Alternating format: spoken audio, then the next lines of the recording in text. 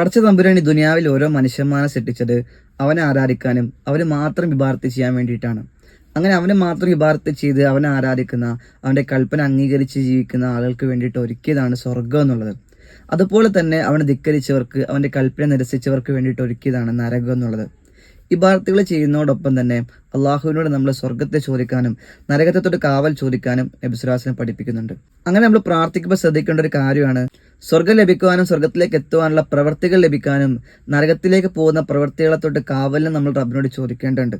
അത്തരത്തിലൊരു പ്രാർത്ഥന നബി സ്വല്ലല്ലാഹു അലൈഹി വസല്ലം പഠിപ്പിക്കുന്നുണ്ട്. ആ പ്രാർത്ഥന എങ്ങനെയാണ്? അല്ലാഹുമ്മ ഇന്നി അസ്അലുക്കൽ ജന്ന വമാ ഖറബ ഇലൈഹ മിൻ ഖൗലിൻ ഔ അമലിൻ വഅഊദു ബിക മിനൻ നാർ വമാ ഖറബ ഇലൈഹ മിൻ ഖൗലിൻ ഔ അമലിൻ. അല്ലാഹുവേ, ഞാൻ നിന്നോട് സ്വർഗം ചോദിക്കുന്നു, അതോടൊപ്പം ആ സ്വർഗത്തിലേക്ക് എത്താവുന്ന പ്രവർത്തികളും വാക്കുകളും അള്ളാഹുവിനോട് ചോദിക്കാണ്.